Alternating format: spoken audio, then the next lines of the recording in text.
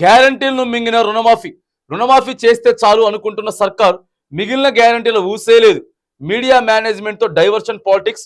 ప్రతిపక్షం ప్రశ్నించిన దున్నపోతుపై వానపడ్డ చందాన సర్కార్. ఎన్నికల్లో బోలెడు హామీలు ఇప్పటికీ ఒక్కటి సక్రమంగా అమలు కానటువంటి వైనం. ఇగో వాళ్ళు చెప్పినటువంటి 6 గ్యారంటీలు నాయన, ఇగో వాళ్ళు చెప్పినటువంటి 6 గ్యారంటీలు ఒక్కసారి మీరు చూడండి.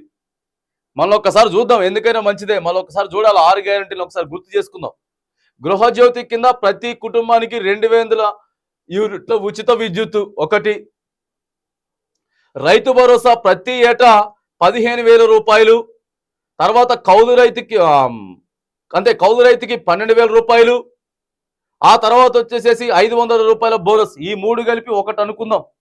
2 చేయూత 4,000 రూపాయలు. 4,000 రూపాయలు. తర్వాత 10 లక్షల రూపాయల ఆరోగ్య బీమా.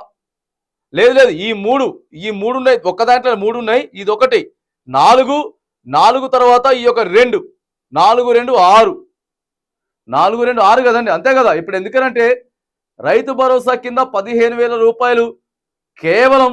మరి ఇప్పుడు రైతు బంధు కింద వచ్చింది కదా, రైతు భరోసా ఎవరికి రాలేదు కాబట్టి, కౌలు రైతులకు రాలేదు కాబట్టి, మరి దాన్ని కూడా ఒక గ్యారంటీ కింద పరిగణలోకి వేసుకోవాల్సిందే.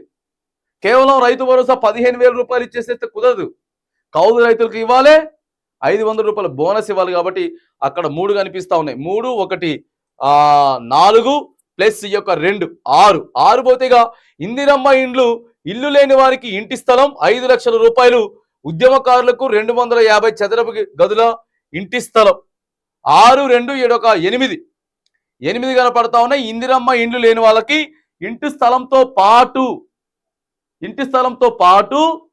5 లక్షల రూపాయలు మరి ఇస్తామని చెప్తా ఉన్నారు. తర్వాత ఉద్యమకారులకు 250 చదరపు గదుల ఇంటి స్థలం.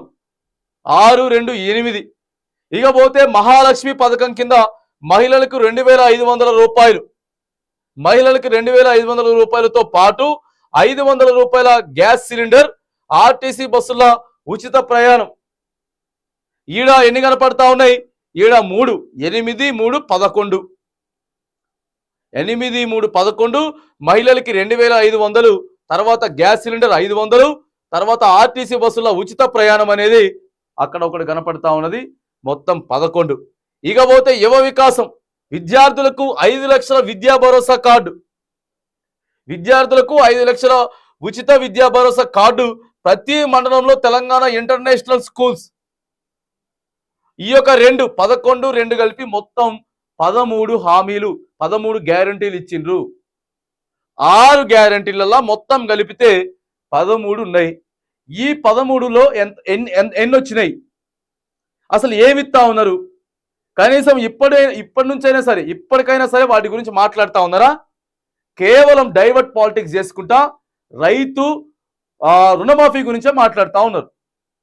కేవలం రైతు రుణమాఫీ గురించే వీళ్ళు మాట్లాడుతూ ఉన్నారు. కానీ మరి ఇవన్నీ ఏం కావాలండి? ఇవన్నీ ఏం కావాలా? మొత్తం మీరు నియోజకవర్గానికి 3,000 కుటుంబాలకి ఇల్లు ఇచ్చేసినాం అని చెప్తారు కదా. ఒక్కటి శాంక్షన్ చూపించండి, ఒక్క ఇల్లు శాంక్షన్ అయినట్టు చూపించండి మీరు. అది లేదు. ఒక ఇల్లు శాంక్షన్ అయినట్టు లేదు, ఒక్క దగ్గర పునాది తీసినట్టు లేదు. కానీ మొత్తం ఎక్కడ పడితే అక్కడ ఫ్లెక్సీలు వేసుకొని ఆల్రెడీ ఇందిరమ్మ ఇండ్లు మేము ఇచ్చేసినాం, మహిళలకి 2,500 రూపాయలు ఇచ్చేసినాం. ఇవన్నీ చెప్పబట్టే కదా, ఈ 13 చెప్పబట్టే కదా మీరు అధికారంలోకి వచ్చింది. లేకపోతే మీకు అధికారం ఏడిది? మీకు అధికారం లేదు. ఈ 13 లేకపోతే, ఈ 13 ఉండబట్టే మీకు అధికారం వచ్చింది. అది మీరు ఆలోచన చేసుకోకుండా ఇక ఇవన్నిటిని కూడా పక్కగా పెట్టేసేసి కేవలం రుణమాఫీ మీదనే ముచ్చట చేస్తా ఉన్నారు అనేది ప్రజలకి కూడా అర్థమవుతా ఉన్నది.